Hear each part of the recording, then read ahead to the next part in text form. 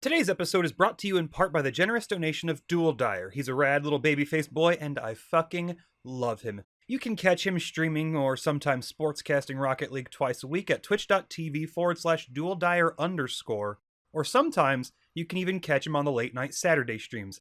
Link in the description. Thanks again, brother.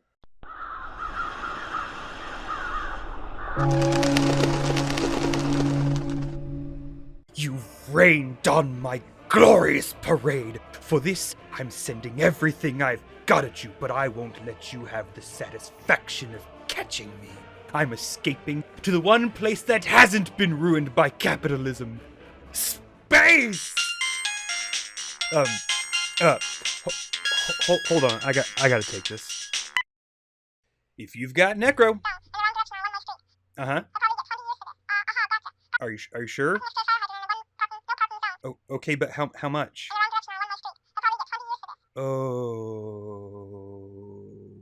Okay. Refresh my memory, how many zeros is that? Oh, that's a lot of capitalism.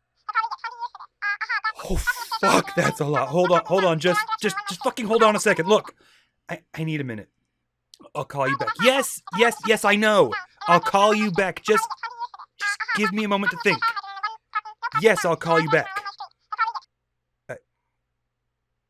I love you too.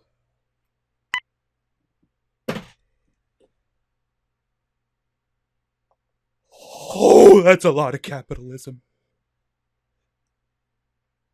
This is Journey to the Savage Planet. Learning to live, loving to learn. A handicap at the home turn, the key horse on the highway, laid off in the lane. The listed race was a long shot.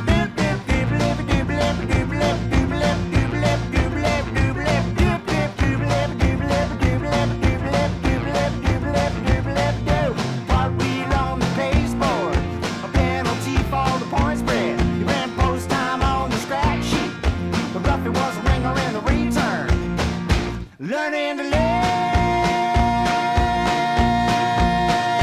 loving to learn. Originally announced during the 2018 Game Awards, but having officially started development the year prior, today's little oddity was the debut project of Typhoon Studios. Directed by Alex Hutchinson, who is known for directing such phenomenal titles as Ass Creed 3 and Far Cry 4, they sought to create a space comedy Metroidvania in which writing alone wouldn't carry it, and the player would get their emergent humor through their very interaction.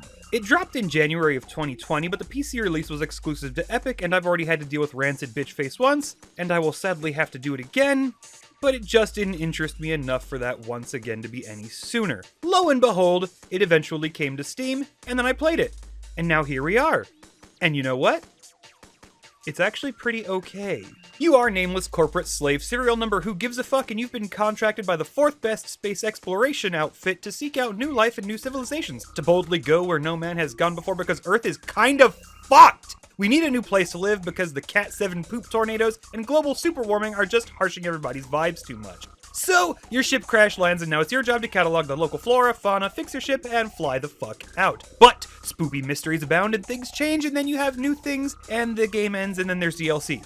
The story is presented in a couple of phases. First comes the ship's AI, second comes the messages from your increasingly manic boss, and thirdly, through discovering shit. It's not a complicated or deep story, and it's probably not going to hold you over for longer than a weekend or two, but at the end of the day it's acceptably comical and features FMVs, so there's some fun in that. Where it kind of falls apart, sadly, is in the AI. She kind of won't shut the fuck up. She feels the need to comment on literally everything, oftentimes at length, and the game is filled to the brim with constant, "Tee-hee, you died and everything exploded, and that just makes me so happy, aren't I?" So charming dialogue that kinda got old the first time someone did it, but is really just everywhere in the game. It really suffers from the, please, just take an Adderall and shut the fuck up for 30 seconds syndrome. Presentation is somewhat better. Everything is poppy and colorful, so you're never bogged down by the depressive browns and grays, which helps sell the manically optimistic vibe the corporation pummels you with. Happy little birds hopping around and exploding into purple goo when you perforate their bodies, big boss monsters having goofy nonsense names and equally silly designs, a bitch slap everything forever button, horrible wall monsters you feed little innocent life forms to, and again, looking like an acid trip without being a complete mess. Presentation is solid. As an aside, just don't ask me about the nearly absent and completely forgettable soundtrack, and helps to add to the atmosphere that I can enjoy, while also being made violently sick by. Sunshine and rainbows taste like chlorine. Gameplay is simple. It's kind of a case study in making a middling, say, B-tier title and doing it well. It's a first-person Metroidvania with a nuisance of a crafting list. Your goal overall is to follow checkpoints until you reach the end of the game, acquiring abilities and items that will allow you to return to previous areas to collect shit you couldn't before, thus opening more avenues for the more difficult areas. And really, that's kind of it. Everything they do here is nothing new. Shit littered all over to collect for the purpose of having enough to waltz through to the end. Grappling hook, double jump, super jump, Sonic Adventure 2 style rail grind, and the plethora of things you see and you just know, hey, I'm gonna go on a 45-minute sidetrack to get the thing I need to store this so I can move forward. You've been here, you've done it all a million times, and unfortunately, it's just really not new. Most of the upgrades are going to sit behind raising your scientist rank. You do this by completing tasks that sit in your journal.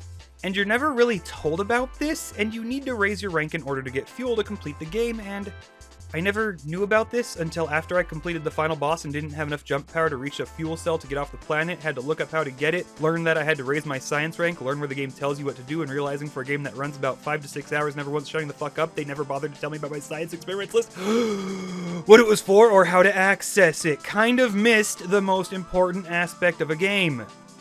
Making sure the player understands what they're supposed to be doing. So, you done goofed. There's DLC, it's just more of the same but with a couple new gadgets added and even more in quantity and more in blatantness, jokes and references that kind of got old 30 minutes into it. And then there's co-op mode. See it? There it is. I don't have friends. How could this happen to me? I made my mistakes. I dropped a big platter. Lex Luthor stole 40 cakes. Why did Lex Luthor steal 40 cakes? Journey to the Savage Planet is not a bad game by any means. Really, outside of shooting being a little simplistic and janky, the game is solid and gives you just enough challenge to get through.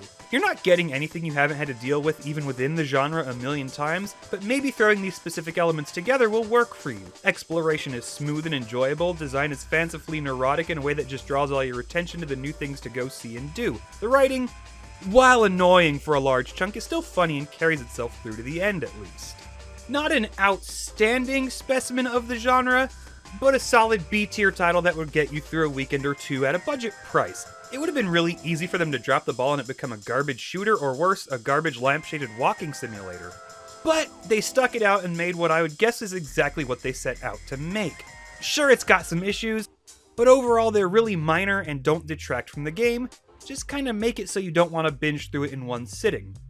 Pretty solid overall, and I understand that maybe it's not been exactly a descriptive episode, but when it comes to comedy games, a bad comedy game you can go on at length about. But a good comedy game really struggles to have a review process that is anything other than, ha ha ha, this joke was funny and I enjoyed it, or just giving away all the jokes. It really is worth your time and your dollar. Just don't try to do it all at once. I'm the Necroswanson, and you can go fuck yourselves.